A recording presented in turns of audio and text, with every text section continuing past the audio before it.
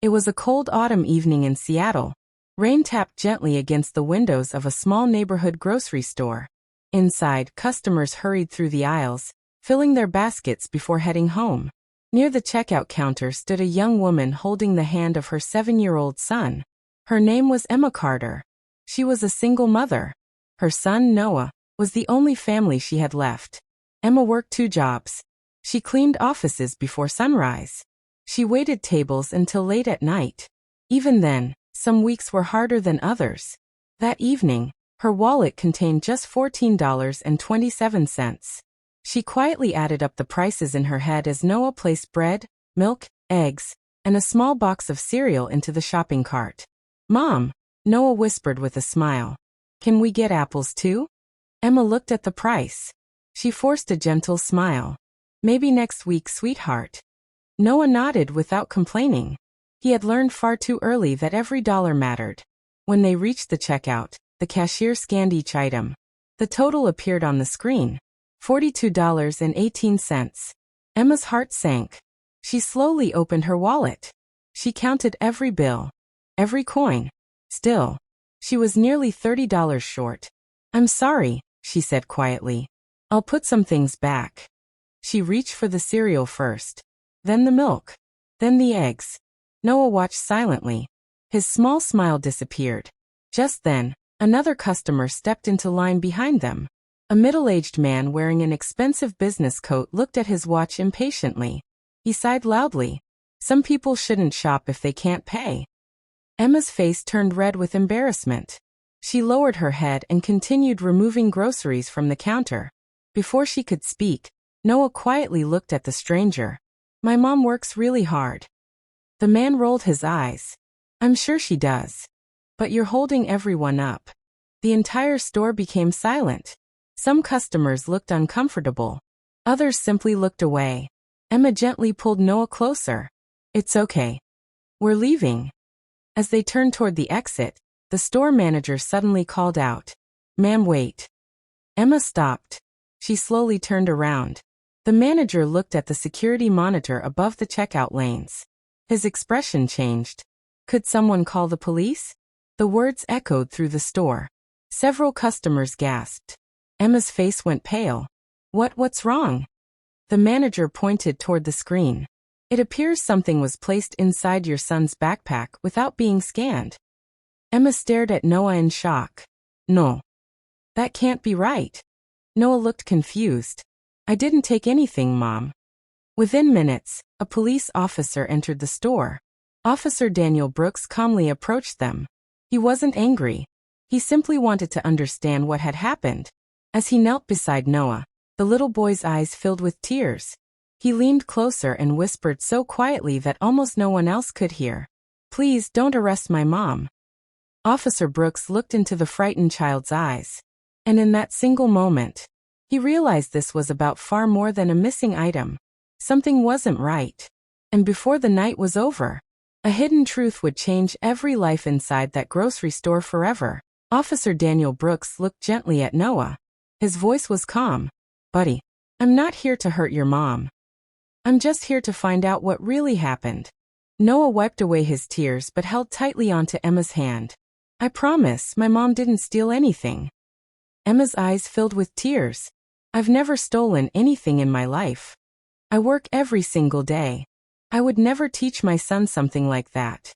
The store manager nodded toward the security monitor. "I understand.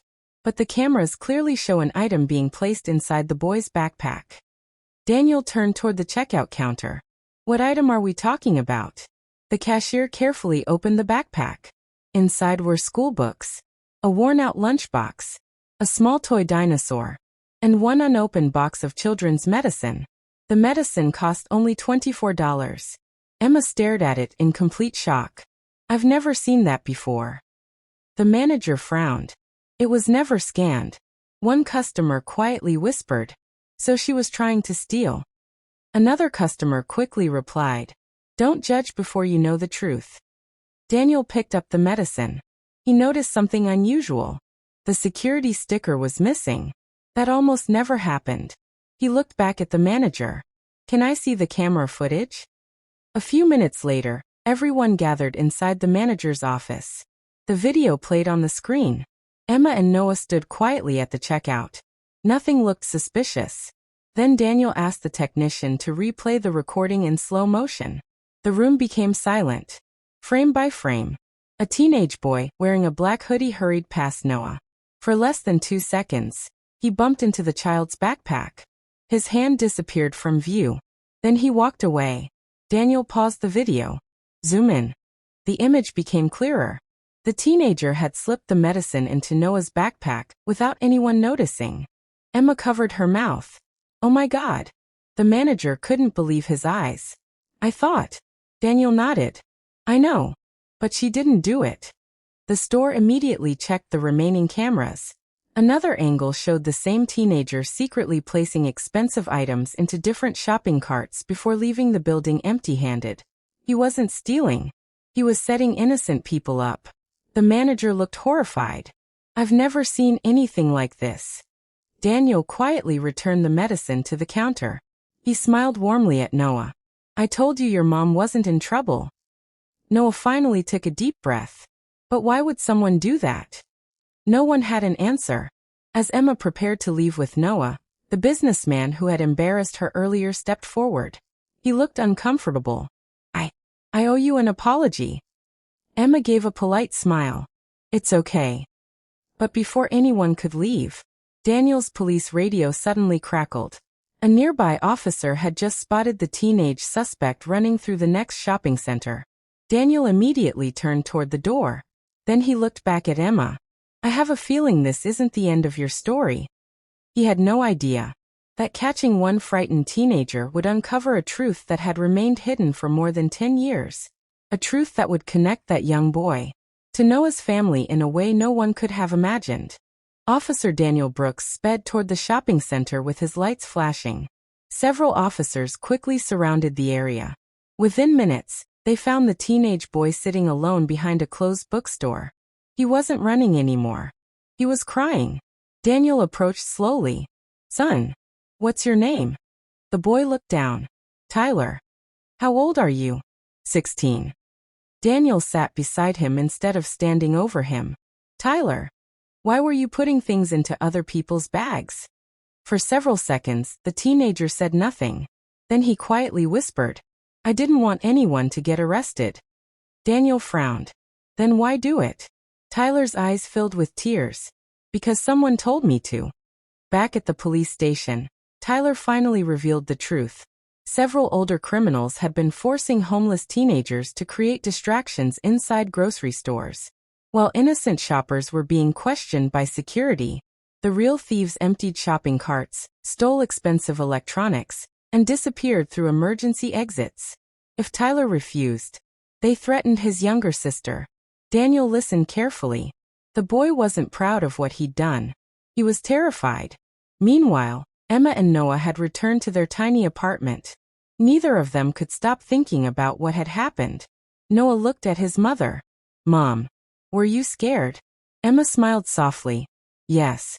But I was more scared that you would think people stop believing in kindness. Noah hugged her tightly. I'll never stop believing. The next morning, Officer Brooks knocked on Emma's apartment door. She looked surprised to see him. I hope we're not bothering you, Daniel said. Not at all. He handed her a small envelope. Inside was a grocery gift card donated anonymously by someone from the store. Emma's eyes filled with tears. I can't accept this. Daniel smiled. Sometimes allowing people to help is just as important as helping others. Before leaving, he noticed a framed photograph on a small shelf. It showed a smiling man in a firefighter's uniform holding baby Noah. Daniel pointed toward the picture. Is that your husband? Emma nodded. His name was David. He died in a warehouse fire 8 years ago while rescuing 2 children. Daniel's expression suddenly changed. He stared at the photograph for several long seconds. He knew that face. Not from the news, but from one of the very first rescue operations he had ever worked as a rookie police officer. He whispered almost to himself, I remember him. Emma looked surprised. You knew David? Daniel nodded slowly. He saved my life that day. Emma froze. Daniel continued quietly. I was trapped inside that burning building. Your husband pushed me through a broken window before the roof collapsed. He never told anyone. He never wanted recognition. Tears rolled down Emma's face. For years, she had believed David's final moments had been forgotten. Daniel gently smiled. They weren't. I've carried that memory every single day. At that exact moment, Daniel's phone rang. It was the detective handling Tyler's case. His voice sounded urgent. Daniel. We've identified the people controlling those teenagers. There was a brief pause. One of the names is connected to the warehouse fire where David Carter died. Daniel's heart pounded. This was no longer just a case about a grocery store. Somehow, the tragedy that had changed Emma's life 8 years earlier was connected to the criminals they were hunting today. And the truth was about to rewrite everything Emma thought she knew about her husband's final act of heroism. Officer Daniel Brooks drove straight to the police headquarters. The detective was already waiting. A thick case file lay open on the conference table. Across the front was written, "Warehouse fire investigation closed." Daniel frowned. Why are we looking at a case that was closed 8 years ago? The detective slid several newly discovered documents across the table. Because it may have been closed too soon. Daniel quickly scanned the reports. The warehouse fire had officially been ruled an accident. But Tyler's statement had led investigators to an old criminal network that had operated across several states for years. One name appeared again and again. Victor Hale. A man suspected of using teenagers to commit crimes while keeping himself hidden. The detective spoke quietly. We've been tracking him for months. Tyler finally gave us enough information to reopen everything. Daniel's heart raced. Are you saying Victor Hale was involved in the warehouse fire? The detective nodded. We believe the fire wasn't an accident. It may have been started to destroy evidence. Daniel looked at David Carter's photograph clipped inside the file. So David, the detective finished his sentence, may have walked into something much bigger than anyone realized. Meanwhile, Emma was finishing another long shift at a small neighborhood diner. She smiled politely at customers even though she was exhausted. As she prepared to leave, her manager called her over. Emma, someone left this for you. It was a plain white envelope. Inside was a handwritten note. Your husband was a hero. Don't stop believing in the truth. Someone is finally fighting for him. There was no signature. Only a small firefighter's badge drawn in the corner. Emma's hands began to shake. She looked around the restaurant. Who had written it? Why now? That evening, Daniel visited the old warehouse site. The building had long been demolished. Only an empty lot remained. An elderly security guard noticed him looking around. You must be another officer. Daniel nodded. Were you working here when the fire happened? The old man sighed. I've waited years for someone to ask me that. Daniel looked surprised. What do you mean? The guard lowered his voice. I saw a black van leave the warehouse just minutes before the explosion. I told investigators. But no one ever contacted me again. Daniel's expression turned serious. Did you recognize anyone? The guard nodded slowly. I'll never forget the driver's face. He reached into his wallet and removed a faded newspaper clipping. The photograph showed a businessman at a charity event. Daniel's eyes widened. He recognized the man immediately. He wasn't just any businessman. He was one of Seattle's most respected property developers. A man praised for donating millions to local charities. Daniel whispered, "This can't be possible." The elderly guard looked him in the eyes. I've carried this newspaper for 8 years. Because I knew one day someone would finally ask the right question. As Daniel stared at the photograph, he realized the case had become far more dangerous than anyone imagined. The people responsible weren't hiding in abandoned buildings. They were hiding in plain sight. And someone had just declared war on the truth. She arrived carrying only a small folder of family photographs. The claims director welcomed her with tears in his eyes. Mrs. Carter, we owe you an apology. He explained that new evidence proved David had not violated safety procedures, as the original report suggested. Instead, He had saved 12 workers before making one final trip back inside to rescue 2 trapped children. His actions had prevented an even greater tragedy. The company formally cleared David's name. They also approved benefits that had been denied years earlier. Emma couldn't speak. For 8 years, she had carried the pain of hearing people question her husband's final decisions. Now the truth had finally been restored. As she left the building, Noah hugged her tightly. "I told you Dad was a hero." Emma smiled through her tears. Yes, he always was. At that same moment, Daniel's phone rang. The detective's voice was urgent. "We found the operations manager. He's flying back to the United States. He says he's ready to testify." Daniel looked toward the Seattle skyline. After 8 long years, the final piece of the puzzle was finally coming home. And with it, the truth that would change Emma and Noah's lives forever.